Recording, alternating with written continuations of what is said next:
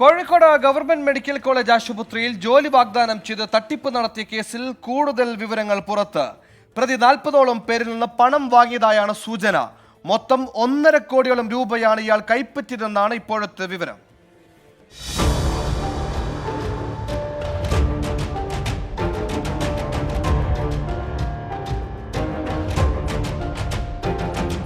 പ്രതിയായ കോഴിക്കോട് പൊക്കുന്ന് സ്വദേശി V ദിദിൻകുമാറിനെ police കസ്റ്റഡിയിൽ വാങ്ങി ചോദ്യം ചെയ്തപ്പോഴാണ് നിർണായക വിവരങ്ങൾ ലഭിച്ചത്. മൊത്തം 1.5 കോടിയോളം രൂപയാണ് ഇയാൾ കൈപ്പറ്റിയത്. ചിലരോട് ഓൺലൈനായും മറ്റു ചിലരോട് നേരിട്ടും തുക കൈപ്പറ്റിയെന്നാണ് കണ്ടെത്തൽ. 1 ലക്ഷം മുതൽ 4 ലക്ഷം രൂപ വരെയാണ് ആശുപത്രിയിൽ ഡാറ്റ എൻട്രി ഓപ്പറേറ്റർ അടക്കമുള്ള ജോലി തരപ്പെടുത്തി നൽകാമെന്ന് പറഞ്ഞ് പണം തട്ടിയത്. 30,000 മുതൽ 33,000 വരെ അടിസ്ഥാന ശമ്പളം ലഭിക്കുമെന്നായിരുന്നു വാഗ്ദാനം. നേരത്തെ 1 വർഷത്തോളം മെഡിക്കൽ കോളേജിൽ ജോലി ചെയ്തപ്പോൾ ലഭിച്ച തിരിച്ചറിയൽ കാർഡ് കാണിച്ചാണ് പ്രതി ആളുകളെ വിശ്വസിപ്പിച്ചത്.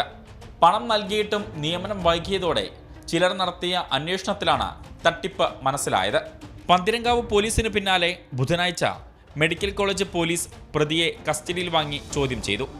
ചേവായൂർ, ഫറൂഖ്, അത്തോളി, മുക്കം, കൊടുവള്ളി തുടങ്ങിയ സ്റ്റേഷനുകളിലും തട്ടിപ്പിൽ കേസ് രജിസ്റ്റർ ചെയ്തിട്ടുണ്ട്.